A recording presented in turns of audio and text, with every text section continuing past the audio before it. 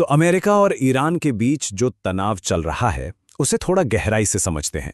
सब कुछ एक घटना के इर्द गिर्द घूम रहा है, एक ऐसी घटना जिसने पूरे के पूरे समीकरण को ही बदल कर रख दिया है। सोचिए, एक पूरा का पूरा युद्ध अब बस एक इंसान के इर्द गिर्द घूम रहा है।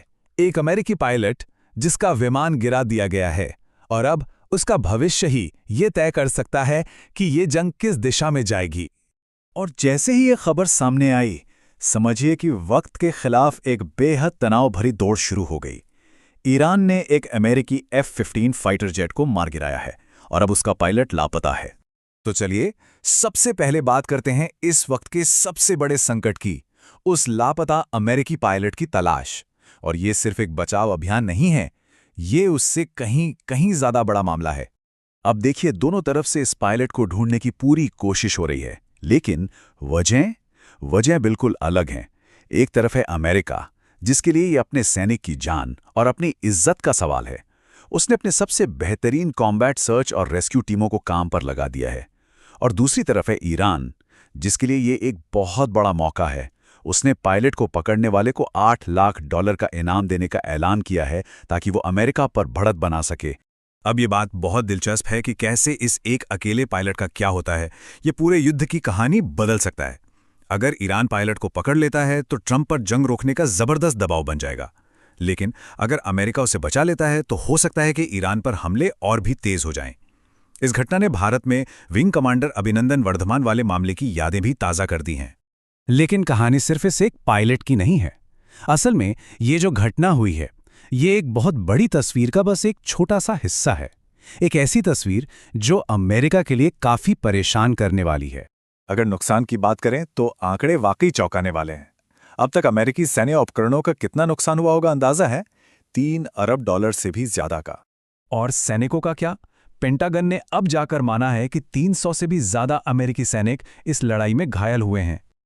और ये सिर्फ सैनिकों की बात नहीं है, बात हो रही है अमेरिका की सबसे बड़ी ताकत, उसके लड़ाकू जहाज़ों की।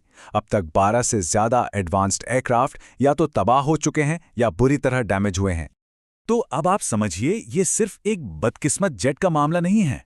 लिस्ट देखिए, 4 F-15E स्ट्राइक ईगल, एक F-35, A-10 थंडरबोल्ट, यहां तक कि टैंकर प्लेन एवाक्स और कई रीपर ड्रोन भी। ये एक पैटर्न है, एक ऐसा पैटर्न जिसे अब अमेरिका नजरअंदाज नहीं कर सकता। तो सवाल ये उठता है कि ईरान, जिसे कागज पर एक कमजोर सैन्य ताकत समझा जाता है, वो ये सब कर कैसे रहा है? उसके पास ऐसा क्या है?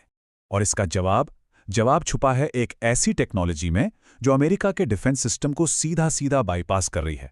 ये है इंफ्रारेड सेंसर टेक्नोलॉजी।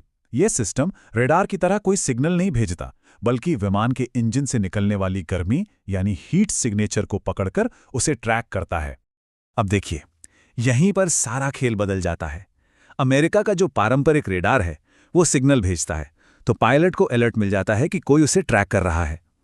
लेकिन ईरान का इंफ्रारेड सिस्टम, वो तो बस प्लेन से निकल रही गर्मी को चुपचाप देखता रहता है और पायलट को कानों कान खबर तक नहीं होती जब तक कि बहुत देर नहीं हो जाती। ये एक तरह का गुप्त हमला है। जाहिर है, लड़ाई के मैदान में ये जो झटके लग रहे हैं, इनका सीधा असर अब वॉशिंगटन की राजनीति पर पड़ रहा है। ट्रंप एडमिनिस्ट्रेशन के लिए ये एक बहुत बड़ा सियासी संकट बनता जा रहा है। मतलब कुछ हफ्ते पहले तक माहौल बिल्कुल अलग था। प्रशासन की तरफ से बड़े बड़े दावे किए जा रहे थे कि जीत पक्की है। पीट हेक्सेट जैसे लोग तो कह रहे थे कि हम सारा दिन और सारी रात ईरान में विमान उड़ाएंगे। लेकिन दावों और हकीकत में जमीन आसमान का फर्क निकला। देखिए, 24 मार्च को ट्रंप जीत का दावा करते हैं और ठीक 10 दिन बाद 3 अप्रैल को ईरान न सिर्फ F-15 और A-10 जैसे ताकतवर जहाज़ों को गिरा देता है, बल्कि उनको बचाने गए रेस्क्यू हेलीकॉप्टर पर भी हमला कर देता है। और इसका असर अमेरिकी जनता पर भी दिख रहा है।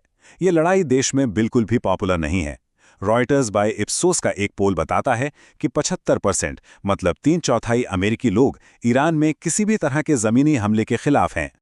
अब देखिए, एक तरफ तो लड़ाई में इतने झटके लग रहे हैं, जनता भी इसके खिलाफ है, लेकिन इसके बावजूद व्हाइट हाउस इस युद्ध को लड़ने के लिए अमेरिकी इतिहास का सबसे बड़ा रक्षा बजट मांग रहा है, $1.5 ट्रिलियन। तो बड़ा सवाल यह है कि इन सब का मतलब क्या है? क्या हम जंग के तरीकों में कोई बहुत बड़ा बदलाव देख रहे हैं? क्या शक्ति संतुलन बदल रहा है?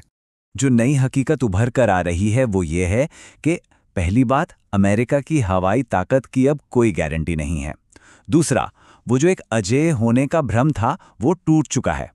और शायद सबसे ज़रूरी बात यह है कि आज के दौर में छोटी ताकतें भी सही तकनीक और रणनीति से सुपर पावर को चुनौती दे सकती हैं।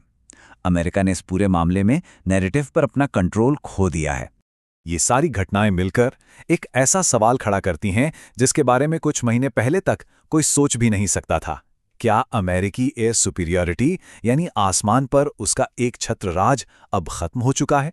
और ये सवाल पूरी दुनिया को सोचने पर मजबूर कर रहा है कि अब आगे क्या होगा।